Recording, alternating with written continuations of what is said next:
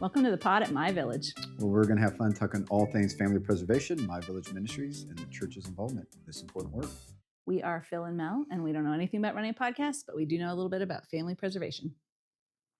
Melody? Yep. How's it going? Great. I think, have you already used all your words for today? I've used a lot. A lot of words. We just told our two boys, Yes. well, one of your boys, one of my boys, Yeah. that they don't have school tomorrow. They were pretty excited. We're What do very you excited. think the main source of their excitement is?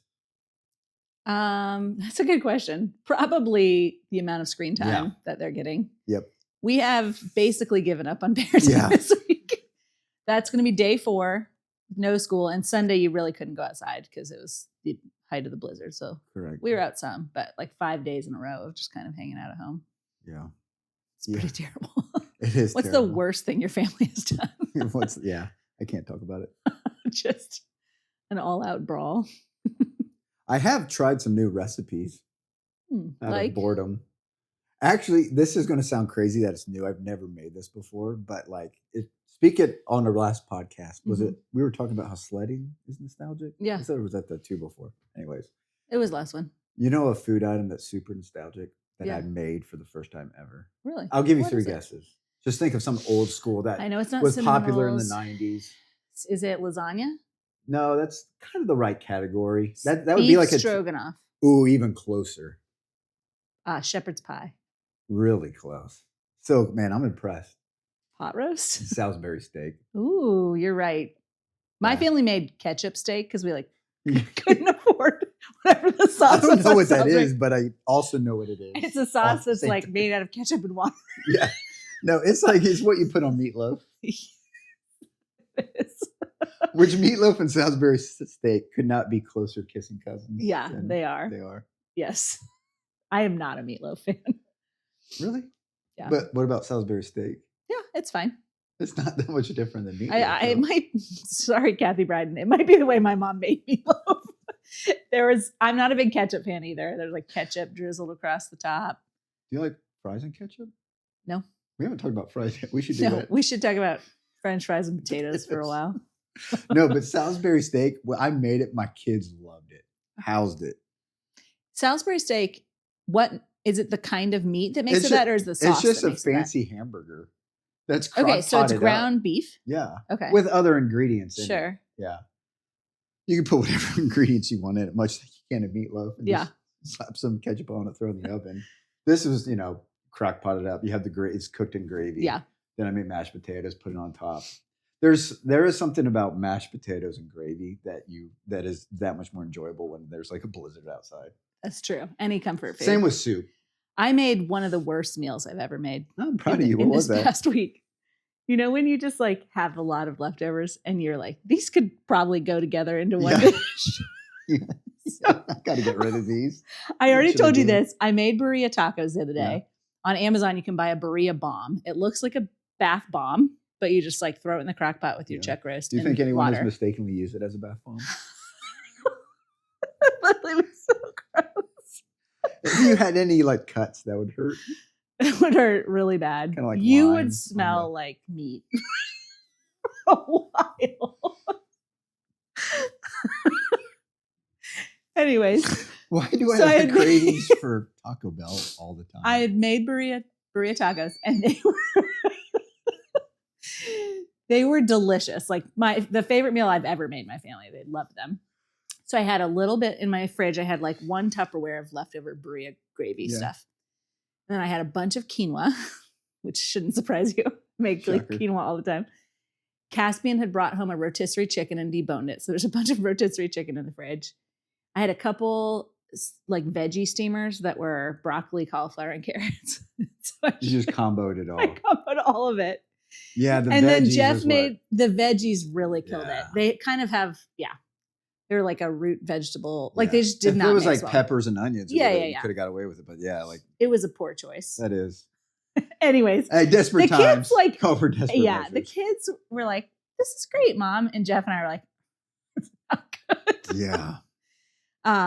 Yeah, it was not a great meal. There's still a lot of it in the fridge. I will say nobody's been taking us up on the leftovers. Yeah, no, that's So I understandable. didn't really solve my leftover problem. Now I just have leftovers of it. Yeah. I made last night. I usually don't do this. You would not appreciate it, but I made more of like a thicker chicken tortilla soup, like a thicker. Oh, did you like immersion blender some things in it? No, I just put a lot of love in it. A lot of love and cheese. Did the cheese just thicken it up? Yeah. Wow. It's a block of cream cheese. Oh, we've done that with like chicken tortilla soup. And then you and then you blend up some of the great northern beans and stuff like that. Yes, that is what makes it thick. It's actually really good. But were there still like whole vegetables and chicken in it? It wasn't like there was whole, chunks of chicken, like big old chunks, and then some peppers and onions. I might have liked it. Chicken tortilla soup is one of my favorite meals. It is a good one. And then I'm making another soup tonight, which I'm excited about. What's that? Zuppa Toscana. Oh, I like zuppa Can't go wrong with that. It's so easy to make. Yep. I worked at Olive Garden for a number of years, and that's like one of their main soups. But maybe not everyone who's listening knows it. Such a smart aleck. Okay. You ready for your question? Let's do it. Okay. What is your favorite band that you're like kind of embarrassed that you like them? LFO.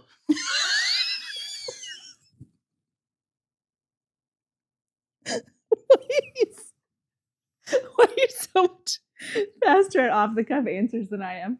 Is it because I'm afraid to say something that's going to embarrass me and you're not? I was embarrassed, ashamed, and proud of myself all simultaneously the moment that L came out of my mouth. Knowing where that was going. But it is kind of true. I haven't listened to a song from theirs in like decades, but back in the day, they were my favorite out of all the three main boy bands. What were the three main boy bands back in the day? NSYNC, Backstreet Boys, and LFO. Yeah. Oh, man. So good. LFO. I probably wouldn't like any of their songs nowadays, but it literally was the first thing that came to mind. So proud of you. They had that one song that everyone knew, Abercrombie and Fitch. I don't remember what the actual. Yeah. Anyways, no one knows. Are they a boy band? They are, absolutely. The dude that married Jessica Simpson was on there, like the main dude. What's his name? You're thinking of a different band. No, I'm not. 98 Degrees is the guy that married degrees? Jessica. I don't know. Simpson. Obviously, I didn't know my boy bands that well. I am. Whatever LFO is, that is. The but you know LFO, you know what I'm talking about, right? Yeah, but I'm not thinking of a boy band. So maybe it is I don't a boy know who band. It is. So we can check do you know that. Who LFO is? No, there's no way he heard of them. You've heard of Backstreet Boys, right? Yeah. NSYNC. Yeah. LFO was like them and 98 Degrees were kind of the same tier. Okay. Backstreet Boys and NSYNC were definitely kind of like a tier above them. Yeah. Maybe was LFO slightly older or younger than those two? Like, do you know? No idea. Yeah. Ben, what band are you embarrassed to like? You only listen to Christian music and eat kale. What's Ben doing right now? Oh, listening to worship music and chomping on kale chips. Would you be surprised? Well running. He's like eating kale chips out of like a pouch, a fanny pack, and again, while he runs. Sweet potato somewhere on his body. Oh, Ben, we love you. My wife just listened to the podcast about the potatoes the other day. Just last night, she appreciated it. That's awesome. Yeah, it was a good one. Yeah, somebody signed up for coaching with me at the conference, and in their note, it was like, "I love listening to the podcast, and I can't wait to be coached." I was like, "This is going to be the best coaching that I will ever do." Yeah, you have you can't go wrong in that coaching. Oh, yeah. If they're saying, if "I watch your able to podcast and deal I with will this, still like you," if they still want to sign up for coaching, they're going to be my new best friend. Yeah. Well, in the spirit of food, I got a food question for you because I feel like this. Are those our best conversations? Hills and food. Hills and food. They really are. Now that I think about it. What 2-item food combination that people often eat that you just can't get behind? For example, like fries and Frosty, or like a pizza and ranch? Pineapple or ranch or something. You know what I mean? Yeah, I do not like pizza and pineapple or fries and Frosty. So maybe all the food combinations. I am not a savory sweet mixer of foods. Really? It's like when we used to go like sweet and sour chicken. Can't get behind. No, I like it if it's like an intentional sauce. I don't like it if it's like you just take I don't know, two things that don't go together, like fries and frosting. You dip it into it. Oh, chicken and waffles. Do not like chicken and waffles. Wow. I know. I knew you'd be disappointed about that one. Those are probably the like glutinous foods you wish you could eat the most. Oh my word, I love chicken and waffles. Yeah. I just don't. Do you put syrup over the chicken and the Absolutely. waffles? It's like putting hot honey on like a hot chicken takeover sandwich or something. So incredible. Also don't like that. Gosh, that's so good. No, I like foods that God meant to be together. Like what? Like waffles and syrup Oh, with no chicken, or chicken and buffalo sauce. but that was just. I mean, if it was more of the cultural norm that you just put fried chicken on top of waffles originally, you would have felt fine with it. It's then hard to someone say, Phil. incorporated syrup There's no way later. for you to test that. No, there theory. isn't. There is no way. But like I could be eating French fries and then take a bite of Frosty and enjoy that like combo of going back and forth between salty and sweet, but I do not want it dipped in it. Yeah. Same with chicken and waffle. I could like eat a waffle and then eat a chicken, like chicken tender right afterwards.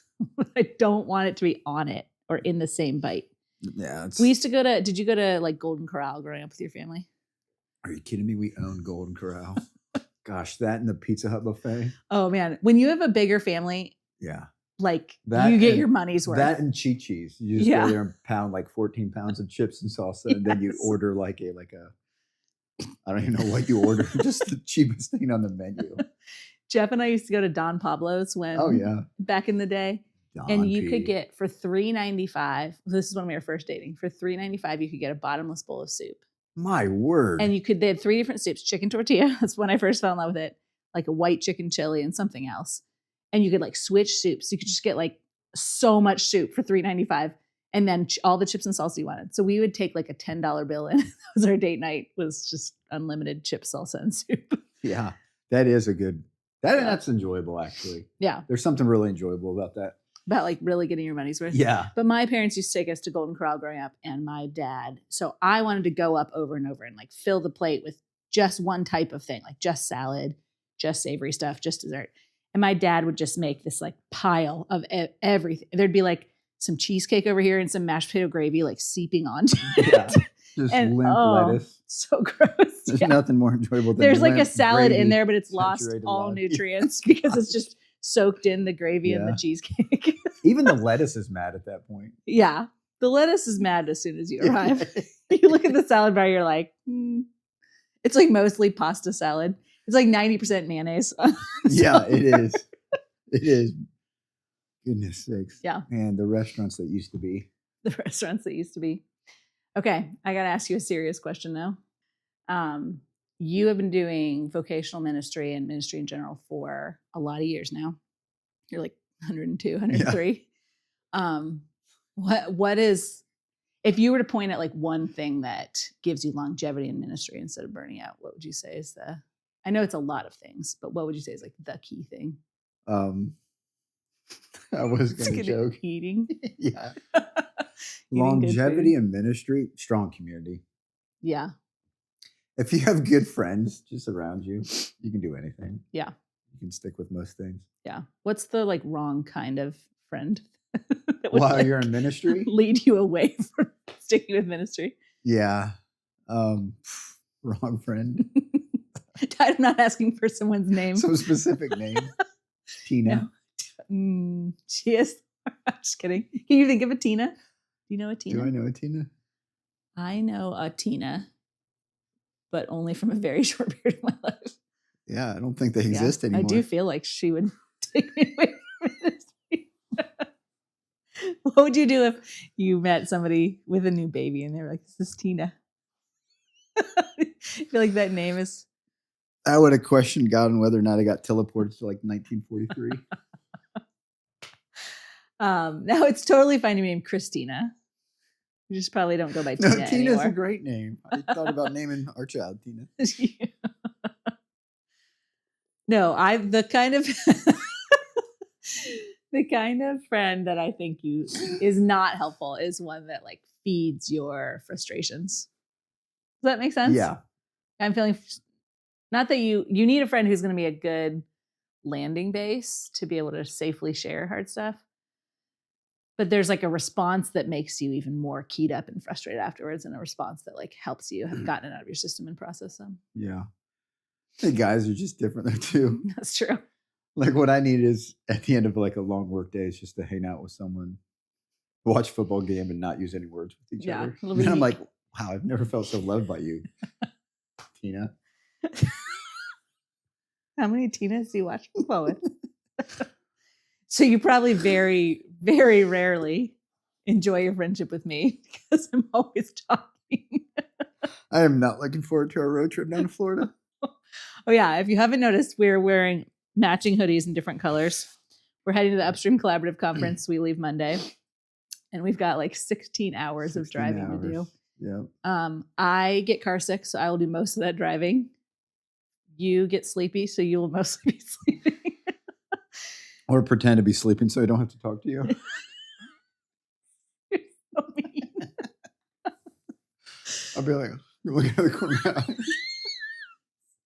What are you looking for? See if I fell asleep. It's safe because for I you to can't be. always have my eyes closed. Then I get too bored. I got to see a little bit of something that's Oh going man, on. guys! For those of you who aren't Phil, I'm a delightful road trip partner. No, overall, yeah, you can be enjoyable. That much time with anyone, though. Yeah. Don't teach Jeff that trick of pretending to be us so he doesn't have to talk with me. Your next road trip, you're constantly like, Jeff, I see you looking at me. Oh He my just gosh. Pulls off the fake snore. I thought we were out of words. It was just we're out of good words. There's only ridiculousness left. Oh my We're word, recording this goodness too late in the sakes. day. What are we doing now? Well, let me ask you my last question. We should move on. This Is is it serious? ridiculous. I feel bad for any Tina out there that has listened to this. I really do like you. I'm sure. I actually really like the name Tina. I just realized that I couldn't think of any. I don't know if I've met a Tina in my life. One. I have one in my mind. Jeez. Just somebody whose husband went through cancer. But we treatment all with my know brother. Tina Turner. That's Like, true. There's like a But that is not what jumps in your mind when you think no, of Tina. not at all. No. Nope. Anyways, what is this? This could be a funny question as well, but it could be serious based upon your answer. I'm so excited. But what is your favorite line from any show or movie? My favorite line from any show, show or or movie? movie. I hope I haven't already said this one. I think about it all the time. You already know what show you already know what show it's from. You think about it all the time. Wow. It just pops into my head a lot, but I can't always use it. There's actually two. I'm going to share both of them, but the number one is from Friends, which most of my life I'm thinking Friends quotes in my head. But there's an episode towards the start of this show, maybe in the first season even, where Monica asks Phoebe to do something and she's like, "Oh, I wish I could, but I don't want to." It's just such a good, like, unveiled, like, yeah, that is a really. I'm good not going to line. like bend to societal pressure and just do it because you asked me. I just don't want to. Yeah. But She had then some- maybe in the same episode, she says, "I'm sorry I'm late, but I left late." It's just like such an honest, like, yeah, I'm not here on time because I didn't leave on time. yeah, I wish more people said both of those things. yeah. She had some good one-liners. She did. had a lot of them. It's embarrassing how many lines I know Yeah. from that show. Probably almost any scenario we go through, I could come up with a Friends line that fits. That's amazing. Yeah. Back in the day, that I feel like the dudes' version of that was Dumb and Dumber. Most Yes. dudes that grew up watching Dumb and Dumber could quote the majority of that movie. Yeah. I have only seen that movie once, Wow, blasphemous. but I have quoted two of the lines from that also all the time, and I bet Pets you know Heads. what they are. Pets Heads Yeah. and How's your burger? no. So you're saying there's a So you're chance? saying there's a chance. Yeah, that's a good one. Yeah. Those are also like applicable a lot more in this job than I would like them to be. Pets Telling me Heads there's falling a apart. chance. So That's a you're good telling me line. there's a chance. Anita, do you think that's appropriate for my boys to watch yet? No. No. You minute. sometimes those old movies you like think are fine and then they are not fine. Yeah, like I remember watching Home Alone with my boys for the first time, Mhm. and there's a few choice words that I would not want my 5-year-old to. Yeah. That's Yeah. when you pause it and you're like, all right, let's talk Yeah. about that Yeah, word for a it's- minute. Time to talk about Yeah. this word. We watched maybe last year or the year before, we watched Forrest Gump with our kids. Oh wow, Thinking it, I like my memory of it, Phil, was like so PG. there's a lot in there. There's so much. We fast forwarded multiple parts. There's like everything in there. Literally, there's like that was not your best suicide parenting decision attempts of your and life. Yeah. rape and like the worst possible things. But what you remember is this like really innocent guy and like going through these historical context. Like you remember him running and you forget all the other stuff. Wow, Maybe yeah. I just hadn't seen it long enough. Anyways, we ended up skipping large parts. Just trying to kind of fill in for them what happened. So parents, wait till your kids are all teenagers before you watch that. Yeah, more of the And story. even then, Yeah. be careful. Meanwhile, that's probably what our key boys are watching right now on their No, if it's 6 not hour if it's not screens for the 3 day. yet, then they should not be on a screen. But we did just see their eyeballs peeking in here, so Yeah. that was probably them Probably telling us we're asking. getting on. Charlie will his like asking for screen time is like he'll try to get away with it in any way possible. Like, well, I looked at you and you made an affirming face, so I felt like that was your guess. That's amazing. So Good he for him. probably peeked in there Good for him. and thought, my mom looks happy. I bet that means Yeah, I'm allowed yeah. to get on the Yeah. screen. Like connect the dots. This all Screen checks time. out. Yeah. That's Okay. All right. I'm gonna use that Great, with my wife. great banter, Phil. Really enjoyed was- it. That was our best and worst that we've ever As had. long as it's both. Okay, so today we spent the last podcast talking about community engagement. Today we're going to talk about church engagement, which you are like the church engagement king. Well, that's a strong word. Mm-hmm. In I'm the in circles charge I of- run in, I'm you're in the charge. church. No, I think you lead in this area really well. But just like you introduced our time with this idea of the church and the community being the supply and demand of the ministry. If Dana and I go all around our city telling everybody that family preservation and My Village Ministries is the answer, and we do not have churches ready to say yes to hosting kids and families who are in crisis, we will quickly lose our good reputation in the city. And so there's a big piece of the ministry that is raising up the church, giving them eyes to see what they could be doing, finding the right churches to partner with, training them well, all that stuff. And I think you lead those areas of the ministry well. So did you, when it comes to kind of figuring out what kind of churches you want to partner with, do you feel like you've arrived at that over time, or there was a lot of trial and error?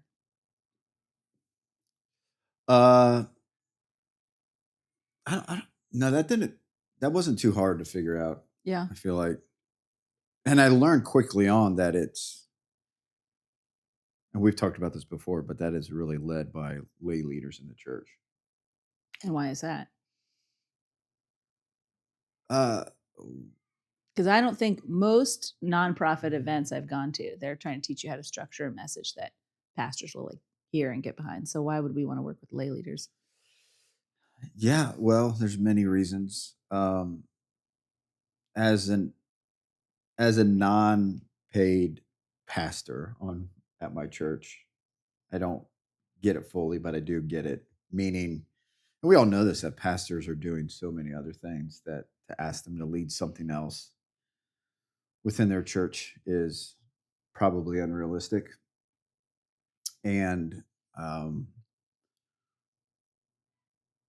I think pastors' main responsibility is to shepherd their flock and not necessarily lead out in specific ministries in their church, because we believe in the priesthood of all believers, and we think most pastors have that same mindset. It's a biblical mindset to have a biblical truth that they want to empower their lay leaders to own what kingdom work looks like within their church and through their church.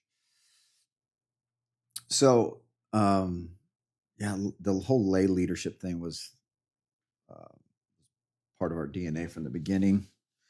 And I did learn it pretty on that they're the ones that have the margin. It's not the pastors.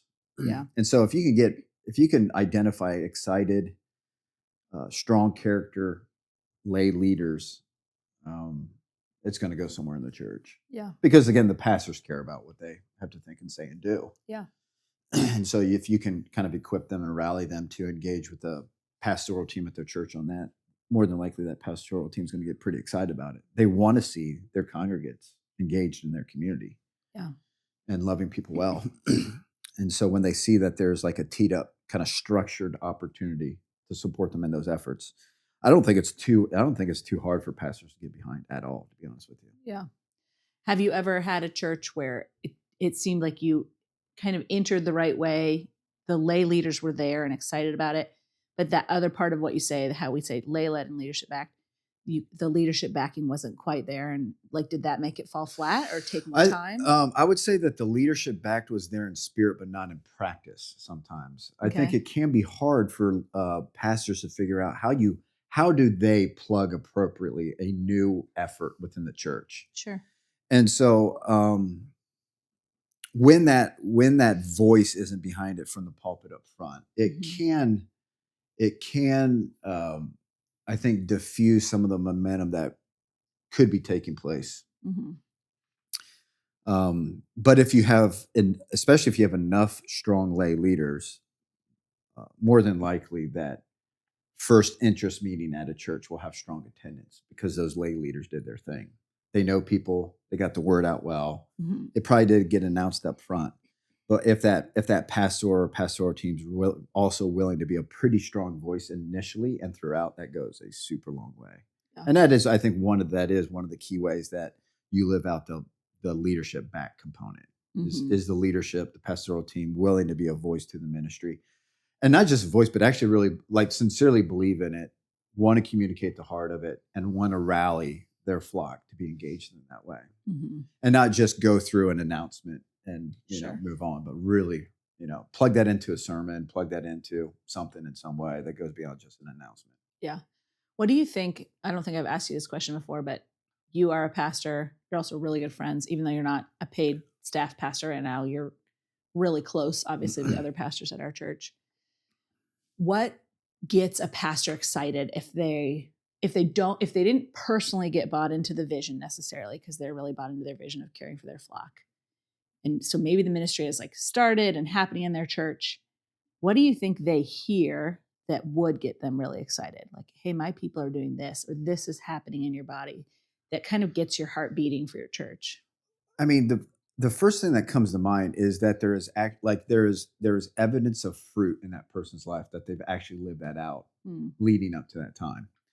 And so I'm like thinking of Katie Boley. No one's listening. Very few people listening to this know Katie Boley, but she's a very young single lady that's a missionary who showed a level of faithfulness leading up to her being sent out by us as a missionary.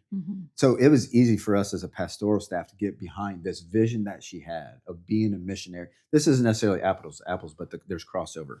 When she presented this idea of wanting to go into missions, she had showed a level of faithfulness, but also a fruitfulness in her life of serving in different capacities that reflected missions or a mission mindset.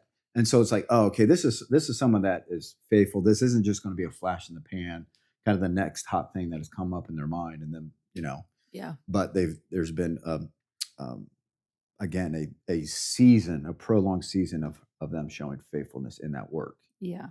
And so they were doing it just on their own. Now they wanted to bring structure and organization and rally people to it within the context of their church as well. Yeah. And I think the same is true, that if there is a lay leader that goes to a pastor or pastoral team that says something about My Village Ministries, and they've especially if they've shown a level of faithfulness in serving within family ministry in some way, it's going to be easy for them to get behind it because they know that it's the thing I think that pastors can have trepidation of is that you announce something and then there's no follow through from those lay leaders. Yeah. You don't want to see that.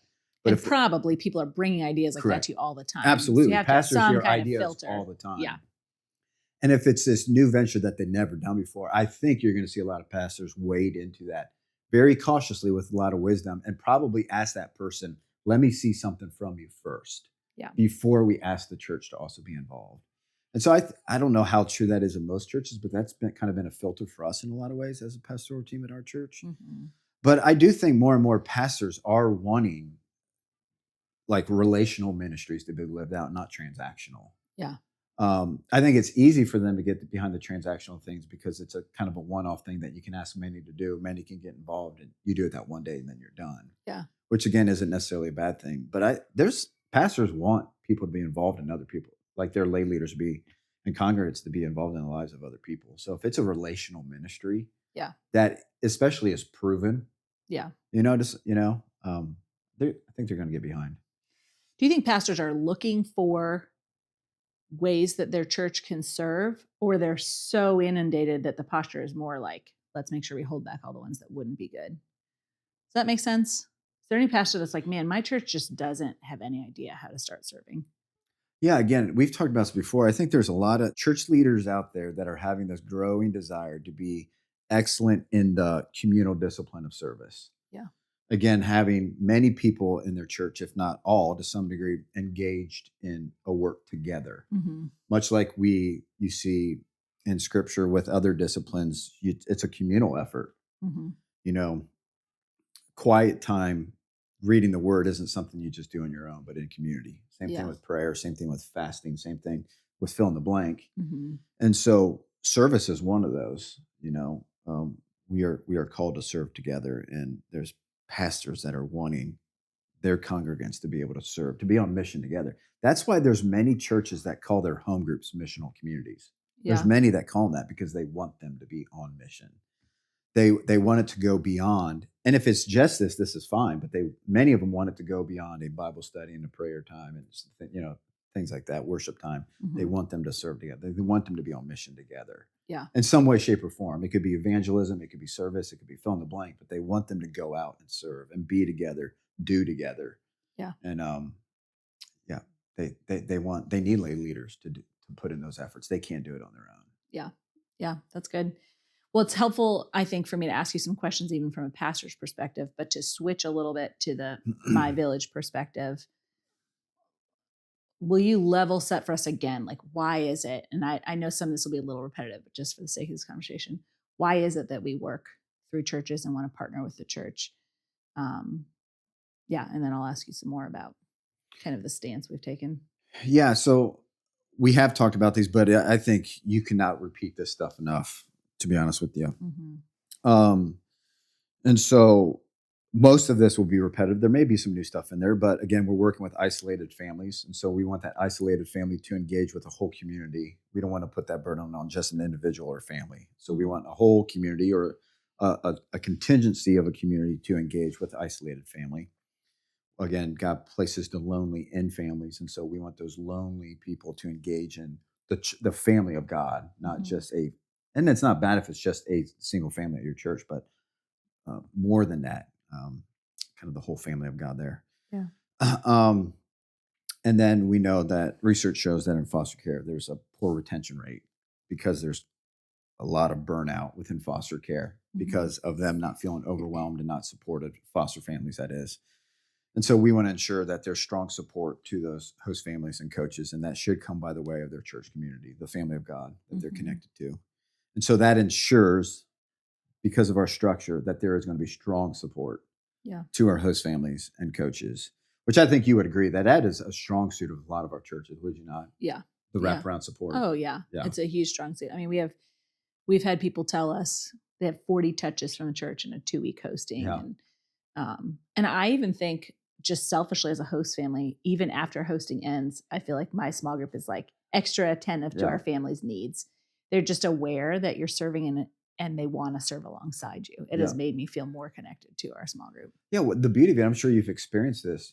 Through this ministry that demands a lot from your church community, you start to interact with people in your church that you would have never interacted with before because they are dropping off a meal. They're coming up to you and saying, I'm praying for you, whatever it may be. Yeah. It's been kind of cool. It's been an outlet for you, I think, for you to meet new people too. Yeah, for sure. It does make you feel more integrated with the community. And like you are a part of something, versus I think when I served, when I was younger, I would be telling my home group, oh, I care about this ministry. So I went and served soup, or I'm praying for this guy, Joe, at my work to come to the Lord. And your small group could pray with you and they could care about it, but it feels different when it's coming inside your home and they get to be part of serving too, alongside of you. Yeah.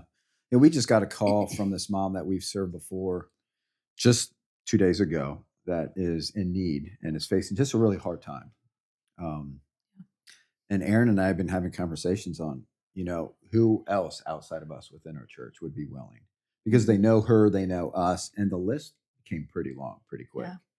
And that's what's exciting about it, is that we know, and you've had this experience, that you're not going to do it alone. Like you feel the the burden lifted because you know that your church is behind you, your Yeah. community in so many ways. And so that's exciting to think Yeah. about, to know that it does alleviate that burden that we feel of this invitation into a really hard ministry, knowing that their church is going to be behind them.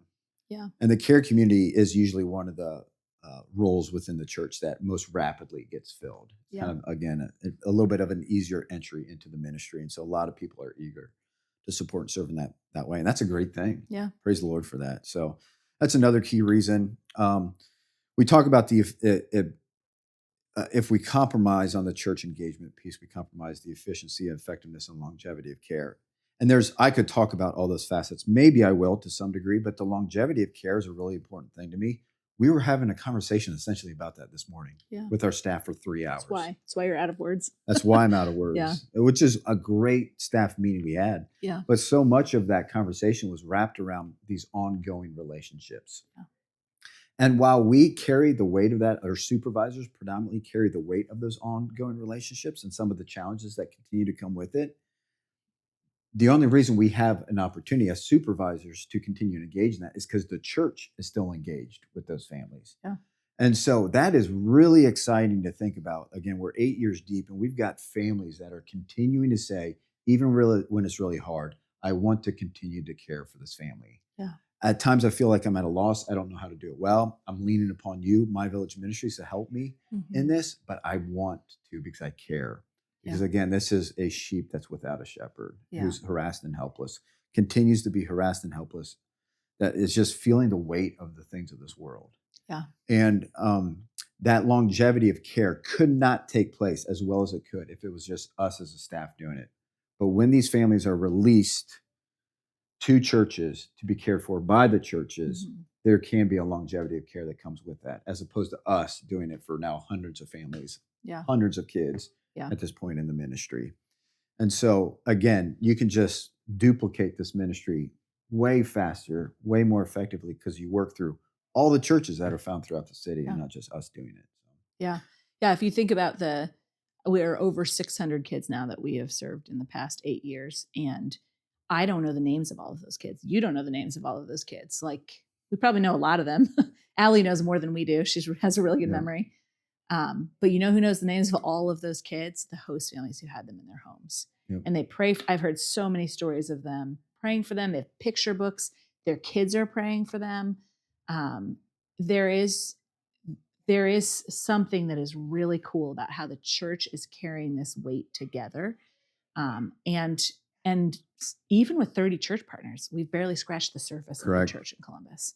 Like there is a lot more of the wild church to think about what mobilized. 30 churches have done. Yeah, I've shared this. I don't think I've shared this on the podcast, but maybe. There are 356,000 churches in America. And for context, there's about 13,000 Starbucks and 16,000 McDonald's. So for every Starbucks and McDonald's, I can't do the math that quick, but there's just a lot of churches is what I'm trying to say. So if you really think about, obviously that takes into account lots of different denominations and stuff, but if you really think about the impact the church can have, there's nothing like it. And it's very clear in scripture that it is God's plan. Yeah. Now, a lot of ministries that talk about mobilizing the church, they don't look at it maybe the same way that we do. They are talking about mobilizing Christians in their city. And so what has really been different when we look at kind of this uncompromising view of what whole church engagement looks like? Why do we do that? And how has that presented some challenges and then some blessings, obviously? Yeah. So whole church engagement, simply put, that is making sure all roles are filled. So our 5 key roles. And so the downside to that is that you're just waiting longer for volunteers, and because you got to have all those roles filled in the church. Where you could have a host family that says, I'm ready, I'm eager, I'm willing, I'm able, let's get at it. Yeah. But there's no one else in their church that is raised up, or not all the roles are raised up. Well, again, we're not gonna compromise on that, because we will compromise on also the longevity of care to the host families. Yeah. Like, we compromise not just on the longevity of care to the families that need to be served, but also to host families and coaches that are serving in hard work. Yeah. And so we know in time, if we release them to do that and there's not a strong support system in place, that host family is going to be burnt out maybe after their first hosting. Mm-hmm. And so, but that means it's a slower process Mm-hmm. and it's going to take time. And so really that is, in my opinion, the only downside. It's just it's a more of a waiting game. And maybe we've lost some potential volunteers out there specifically as host families. I can't think of many though, where their churches haven't come on board. But you may be losing out on volunteers. But at what cost? Yeah. There's, it's kind of a cost analysis type of thing. Cost benefit analysis type of thing that you just have to weigh. Yeah. And I just think the benefits far outweigh. Yeah. When you raise up a whole church. And yeah. So, even if you think just about the practicalities of, let's say Phil and Erin Krause are hosting a kid in their home, and we've got believers spread around the city that might do things like bring you meals or the right size clothing or whatever. And our staff is having to coordinate that. Like, I'm connecting this person with them and making sure they show up on time. And instead of a church that already probably has some concept of communication within their walls and ways that they serve one another, a home group structure, like, if there's a tremendous weight lift off of our staff, because churches can internally do that together. And that role of the ministry lead is kind of coordinating that support, and the coach is telling them what support is needed. And those roles working together allow us to then scale and serve more people. And I think that is, like, even if you just look from a practical standpoint, that is a real reason to engage whole churches. But it does slow us down sometimes. It does slow us down.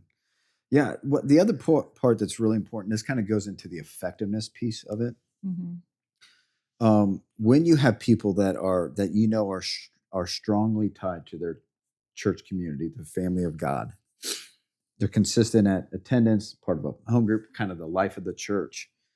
You know that there is going to be a level of health with that family that you can sometimes miss out on when they're not part of a strong community in that way. Mm-hmm.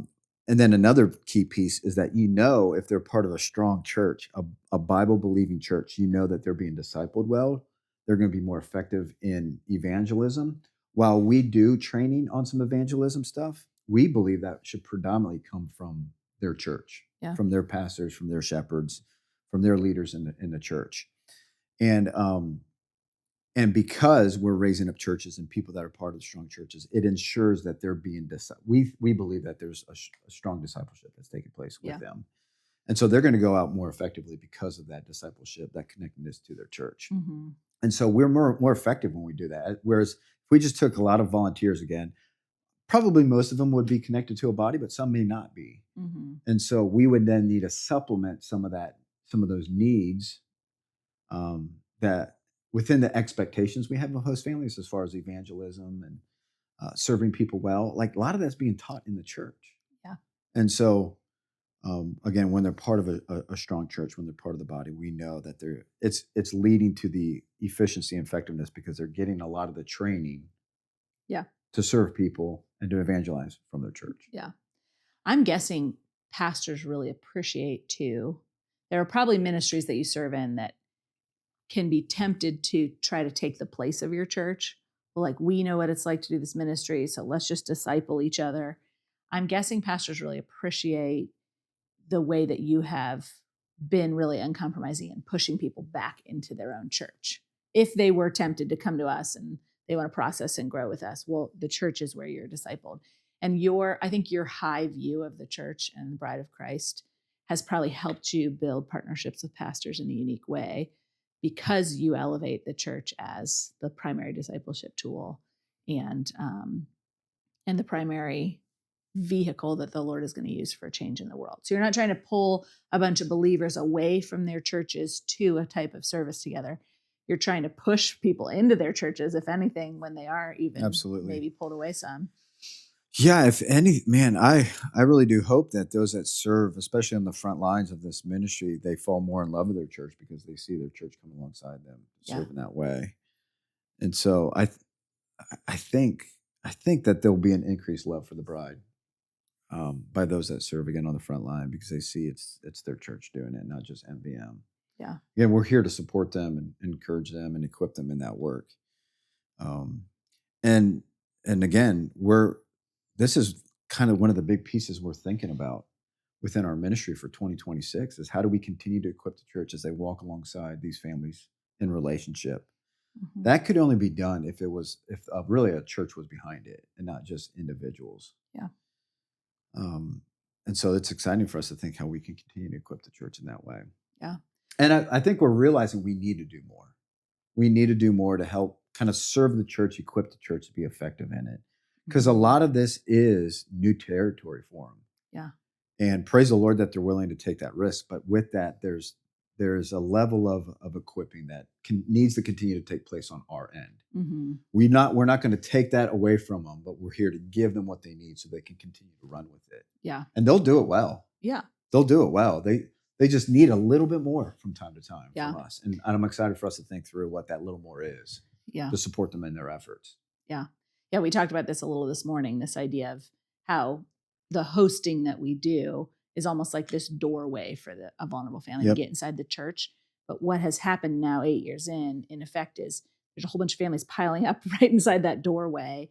And for us to figure out wisely how to help get them further into the lobby and help the church kind of pull them along into a healthier relationship, there might be a little bit more structure we can put to that piece. Because there are families that are walking with a family that they met 8 years ago when their kids spent the night in their house.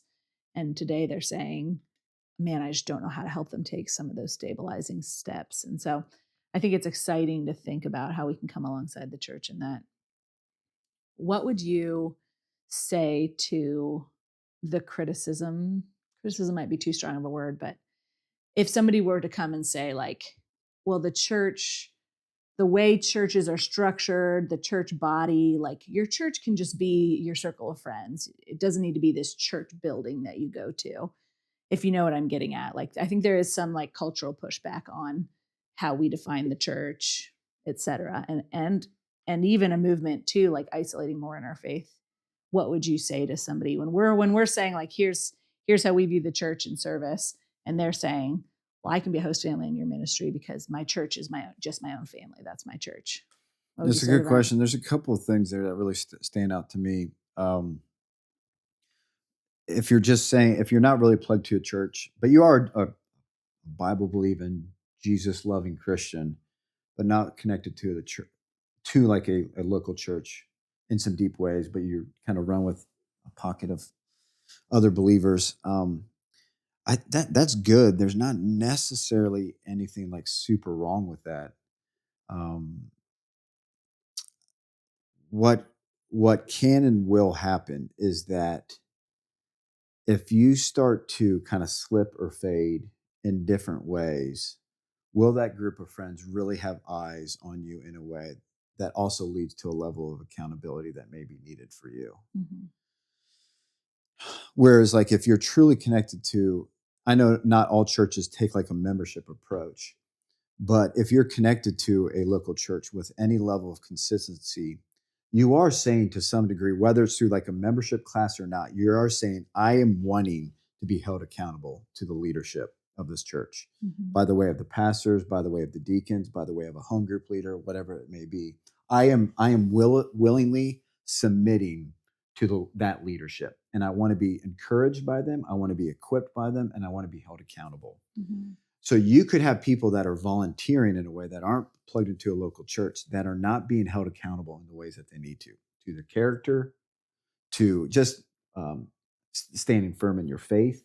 Like you could find yourself slowly drifting away from the belief in Christianity and Jesus. But if you're part of a church with the appropriate eyes on it, there's some good checks and balances that is there. Yeah. And that's just needed, it's just super needed. And there is if you do have strong community in your church, there is going to be a protection that comes for you as you serve in the ministry that can be really hard. Yeah. Where people will more regularly, I think, fight for you in prayer, rally around you, the word can get out. The saints are going to be loving you through prayer and support in ways that I think can be missed if you're not part of a local body. Yeah. And that really matters. It does matter. Even really if it does doesn't matter. feel like you can see it the same way as somebody dropping off a meal, there is a powerful impact that's taking place when your church community is praying for you. It is, and it really is a proactive work to be. It's again, proactive work is hard to see and measure at times, but when you regularly choose to engage in your local body in community, there is a proactive work and protection that takes place there that I think we can never see on this side of eternity. Mm-hmm. You know what I mean? Yeah. Because you're constantly choosing community and worship together and prayer together and reading the word together. Like there's a protective factor that comes to that again is just, it's hard to put into words. Mm-hmm. It's hard to really see the outcome of it. Yeah. Because I think so often it's a preventative thing. It's a preserving thing. Yeah. Yeah. Talk to me about some of the like actual day-to-day practicals of church engagement in our city. How have you grown it? What do you go do? Like how do you get inside the churches then and let more than just that first lay leader hear about the ministry? Yeah, for the past couple of years, we've done a citywide interest meeting that has yielded some fruit for sure. But it really is, at this point, it is a word of mouth game where volunteers are telling other friends about it. And they show some interest and they reach out to us. And then we just follow that thread. Usually where it's someone that's interested in being a host family. And again, it's us then telling them, hey, we'd love to have you, but we covet your whole church and here are the reasons why. And they all get behind it. They all get the why as to why we want their whole church. Mm-hmm. And it's pretty easy for them to then go to their church and say, hey, I'm interested in this, but this is what it takes. Mm-hmm. And what we're hearing time and time again, what I'm hearing time and time again, when I have the opportunity to talk to the church leadership appreciates why we're doing whole church engagement and not individual engagement. They value the same things we're valuing. Mm-hmm. And so it's not a hard sell at all. Yeah. It's just a taller ask. The sell isn't hard. It's just a taller ask because you're needing more people from the church to be engaged and not just a few individuals here and there. Yeah. So again, not a hard sell, just a taller order. Yeah. Yeah. No, I agree. I think that you then so they're really bought in. You then take that meeting with the person and say, we want your whole church. So step two is you and them and their pastor? So, yeah, I'd say it's about 50-50 at this point. Sometimes the church leadership really doesn't need to engage with me. They trust that lay leader. They're more than likely probably an established, proven lay leader in the church, and so they trust them. But at times I've met with our one pastor or like the missions pastor, director, or sometimes the whole elder team, the whole pastoral team. So it kind of depends on the makeup of the church and their needs and their wants. But if once it kind of passes church leadership, then we're figuring out an interest meeting that they usually promote for 3 to 5 weeks at the church, where I'm going to show up some Sunday after a church service, talk for 15 minutes, answer any questions. And from there, that church and the leadership can really gauge what level of interest that church really does have. Yeah. And sometimes that takes a while from that interest meeting. Sometimes they see it right away and they can run with it. Sometimes it's been a longer on-ramp. I mean, one of our churches down in Canal, I mean, that was like a 5-year process. Yeah. And there was a lot of reasons as to why that is. Yeah. But now they're like extremely engaged. Yeah. They're knocking it out of the park, especially with our expected family stuff. So sometimes it just takes time, and that's okay. Yeah. I think sometimes when we're talking about church engagement and we paint this picture of like the 40 touches or the church in Agape that has only 60 people, but there are 7 host families, I think that's so exciting and envisioning for people that then it can be discouraging when they're getting started and it's like 4 people came to an interest meeting or something. Yep. So talk to me about like the trajectory you've seen in some churches to go from where, man, this feels discouraging and slow to like actually it did grow over time. Yeah, I really appreciate the perseverance of some of the kind of formal and informal ministry leads at the church that are trying to get it started. I mean, really sticking with it, persevering, and just a constant encouragement to them saying, it'll come in time.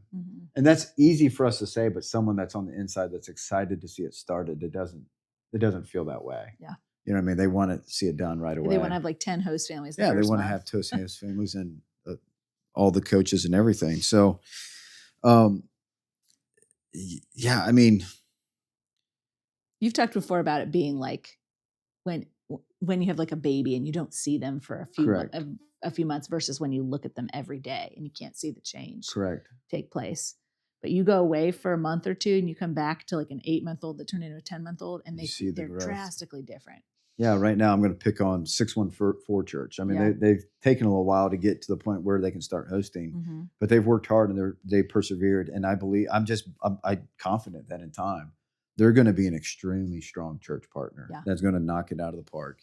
They got some strong leaders there that are leading the efforts. It just takes time. Yeah, it just does with this ministry. It just takes time, but again, it is worth it. It is extremely worth it. And you'll experience the fruit of it when you have a whole church as opposed to individuals just doing it. So I don't have much advice for them other than stick with it. Trust the process. Yes. Again, easy for us to say, but you have to trust the process and trust the kind of the program and us understanding that this is the most effective way that we could be doing it. Yeah. And ultimately, what is ours to do is obedience. It's not producing some kind of speed in the fruit. Like, we can't do that. But if we're obedient to the Lord, he might have things grow quicker in some churches than others. And it might have nothing to do with your obedience. What we're called to do is be obedient to what he's put on our hearts. So if you're a ministry leader at church, you're being obedient to the steps, following through, being tenacious and faithful. And it takes a while. That's okay. That's the Lord's pace on that. Yep. And there might be some where it springs up really quickly, and that's what the Lord's doing there. And I think that's okay to have those differences. Yep. But I don't think there's a lot where it springs up super quickly. Like, it usually is a slow process that's worth walking through. What advice would you give to someone who's stepping into ministry leading? Who's like that person out there in a church where they're confident their church wants to do it, but they understand that it's going to take a while? What would your encouragement be to them? If they're not doing this, whoever's willing to just pray with you about it, get them to pray with you.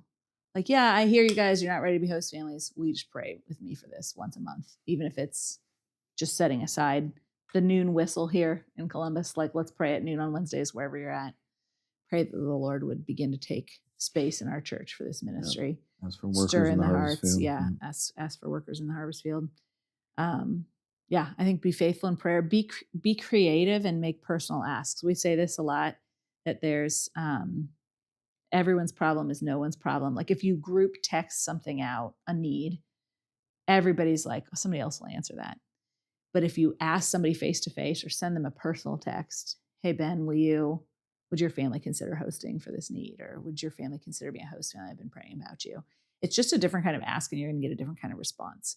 So be creative in like the ways that you're reaching out to people and inviting them into it, and get you involved. Like, you're great at coming and talking about it. I don't want ministry leaders to feel like, I want them to feel the freedom to own it, but you also don't want them to feel like we have to carry this alone, and maybe speaking in public's not my best gifting, even though I'm going to be great at other facets of leading.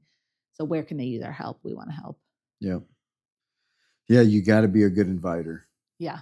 That you invite them to, and the personal invites does go a long way. Yeah, it might not mean you're ever going to get on a stage and make an invite, although from the stage announcements are nice to get everybody involved in hearing it. It might mean that you literally just sit in your small group and let them know what you're doing in the ministry and say, would you be willing to consider stepping into it yourself? The Lord has not called everyone to this ministry, but I think there's a lot of people that do a quick flyby and just dismiss even considering if their family could do it. There's this quick, oh, we can't do that because of this. We're in a really busy season of life, which, spoiler alert, all of us are going to be in a busy season of life for the rest of our lives.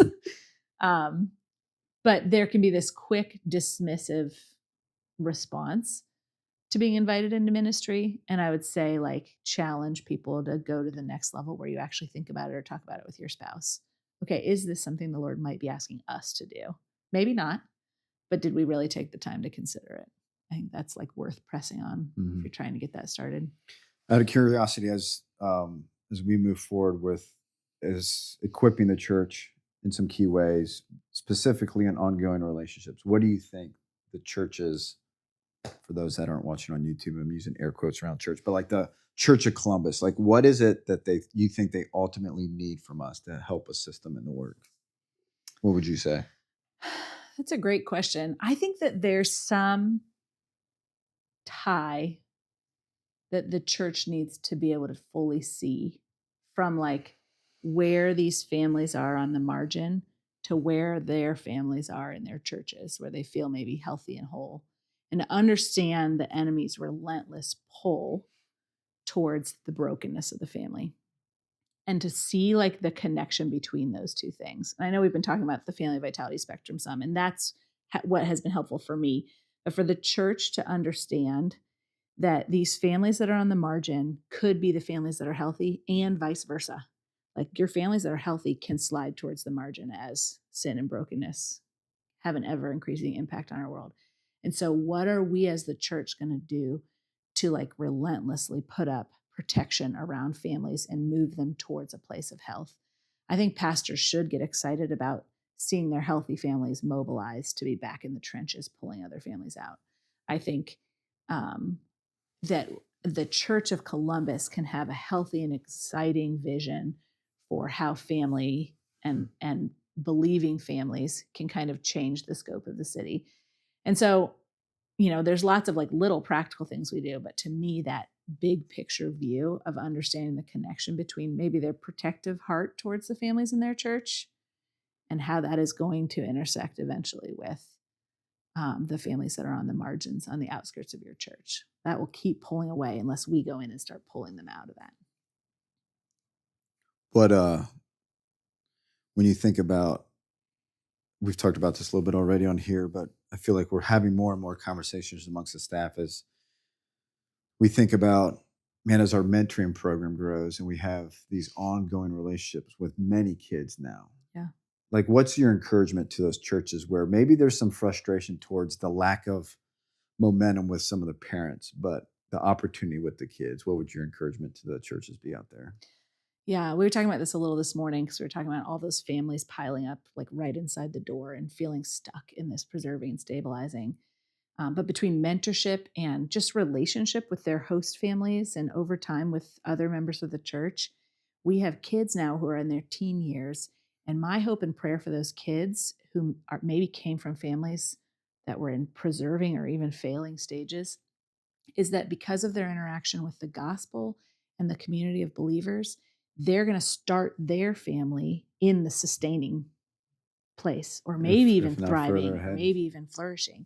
And so generationally, maybe you didn't move that family too far up the spectrum. Maybe they got to stabilizing, but their kids start the next family. And instead of spiraling down and staying in this loop that we often see with intergenerational trauma, instead we're spiraling up.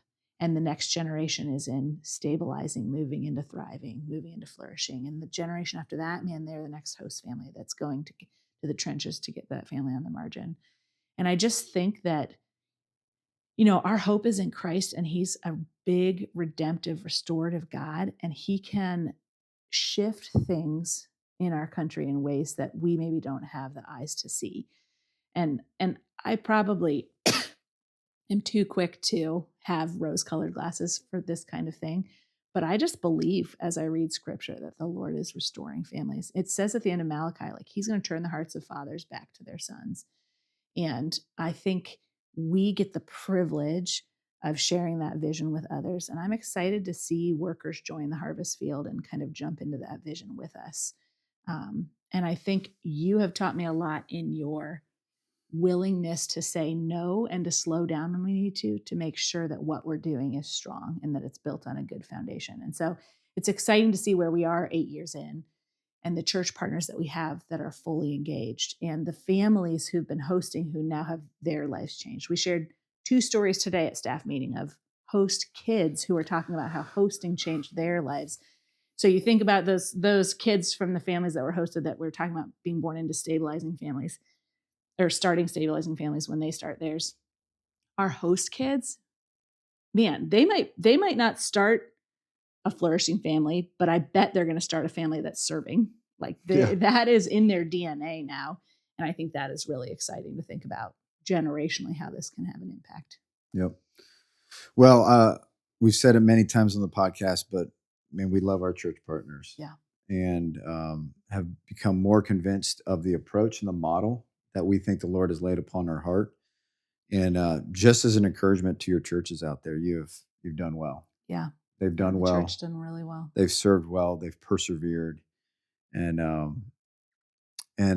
as an encouragement, going into 2026, kind of to double down on your point, if you're engaged in this work, you too join us in asking for more workers in the harvest field from your church. Like there's only so much of a shelf life our frontline volunteers can have as they continue to serve families. But you get to call people into the work. You get to ask for more workers in the harvest field too. We got strong church partners. We want to stick with them. We want to see those churches grow and their volunteers on the front lines. And we want to help you with that. So reach out to us. Yeah, reach out to us. It's going to be your testimonies. It's going to be you letting people see into your lives that will lead to more people being excited about joining in the mission too. And I think sometimes there can be this temptation to just kind of carry weight on our own. But man, we want our volunteers to invite others into that so they can get the privilege of being the next yes. Yep. Well, thanks for joining us. Yeah, that was church engagement, and tomorrow's the next day. Tomorrow's the next day. We'll see y'all.